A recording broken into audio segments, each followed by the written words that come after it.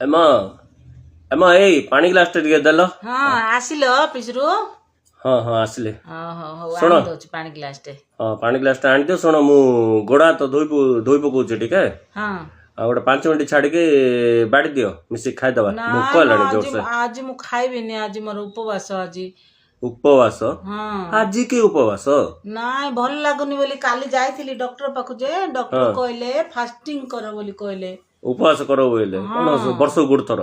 ନାଇଁ ସପ୍ତାହକୁ ଥରେ ଭାତ ଡାଲି ତେଲ ମସଲା ଖାଅନ ବୋଲି କହିଲେ। ଓହୋ ମୁଁ ତ କହୁଛି ଆଉ ତମକୁ, ତମେ କଣ ଏତେ ତେଲ ମସଲା ଖାଉଛ, ରାଗ ଖାଉନ ବୋଲି ତ କହୁଛି ମୁଁ କହିଲେ ତମକୁ। କଣ ଟିକେ ଫଳ ଫଳ ଖାଇଦବ ବୋଲି କହିଲେ। ଓହୋ ହେଲେ ସକାଳୁ କଣ ଟିକେ ଫଳମୂଳ କଣ ଟିକେ ଖାଇଲଣି କି ନାଇଁ? ହଁ ଖାଇଲି, ଆମ୍ବ ତମେ ଆଣିଥିଲ ସୁବର୍ଣ୍ଣ ରେଖା ଯୋଉ ଆମ୍ବ ହଁ ଆଣିଥିଲ ହଁ 2 କେଜି, ଗୋଟେ କେଜିରେ ହବ ଖାଇଲି।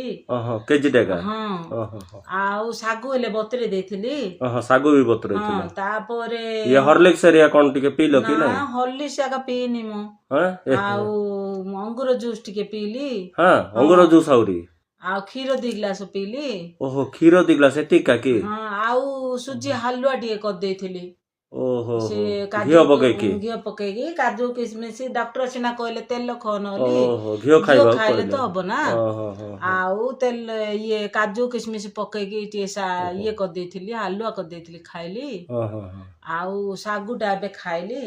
ହେଲେ ବି ଆଉ ଆଜି ଚାଲିବା ବୋଲେ ବଳ ପାଉନି। ଜଗିଥିଲି ଦେହ ତମକୁ, ଥରଥରି ଯାଉଥିବ ନାଇଁ କି? ଆଉ ଚାଲି ଆଉ କଥା କହିବା ବୋଲେ ବଳ ପାଉନି। ଖାଲି ଆଉ ଜଗିଥିଲି ତମେ ଆସିଲେ ଖାଇବା ବାଦ ଦେବି, ରେଷ୍ଟ ନେବି ବୋଲିକିରି। ହଁ ହଁ ମ ଓହୋ ଏମିତି ଉପବାସ ବୋଲେ ତମେ ବୋଲି କରିପାରୁଛ, ଆଉ କିଏ କରିପାରିବ ଆଉ କି? କୁହନ ଆଉ ଟିକେ ବୋଲେ ବଳ ଲାଗୁନି। ଓହୋ ଆଉ ଡକ୍ଟର କିଛି କହିଲେ ବୋଲି ଖାଇନ? ଆଉ କଣ ଖାଇଛ? ଟିକେ ଆମ୍ବ ଟିକେ ଖାଇଛ, ଅଙ୍ଗୁର ଟିକେ ଖାଇଛ, ଏପୁଲ ହଁ ଟିକେ ଖାଇଛ, କଦଳୀ ଟିକେ କହିଲେ ଖାଇଛ। ଡକ୍ଟର ଟିକେ ଫଳମୂଳ ଏକା ଓହୋ ଖାଅ ବୋଲି ହୋ କହିଲେ। ଟିକେ ଏକା ଖାଇଛ। ଟିକେ ଏକା ଖାଇଲି ଆଉ। ହଉ ହଉ ଶୁଣ ଶୁଣ, ହୁଁ ତମେ ଆଉ ମୋ ଲାଗି ବାଢିବା ଲାଗି ଦରକାର ନାହିଁ। ହୁଁ ତମକୁ ଦେଖିଲେ କା ଜଣା ପଡୁଛି କୋଉଠି ହେଲେ ଖସି ପଡିବ ବେହୋସ ହେଇକି ନା ବୋଲିକି।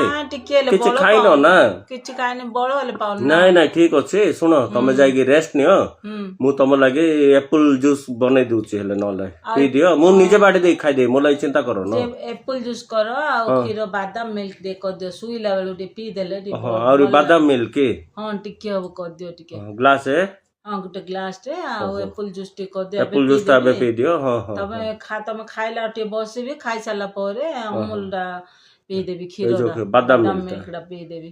ଟା। ନହେଲେ କିଛି ଭଲ ହଉ ଲାଗୁନି, ହଉ ଯାଅ, ବଳ ତମେ ଲଗା ରେଷ୍ଟ ନିଅ ଲାଗୁନି। ଯାଇକିରି। ନାଇଁ ନାଇଁ ନାଇଁ ତମେ ରେଷ୍ଟ ନିଅ ଯାଇକିରି। ହଁ ମୁଁ ଯାଉଛି ଏପୁଲ ବନେଇଦେବି, ଏପୁଲ ଜୁସ୍ ବନେଇଦେବି ହେଲା କି? ହଁ ହଁ ହଉ ତମେ ଯାଅ, ହଉ ତମେ ଯାଅ। ହଉ ଯାଉଛି। ହେ ଭଗବାନ, ଇଟା କି ଉପାସ ରେ ବାବୁ? ହେଁ ଭାତ ଡାଲି ତେଲ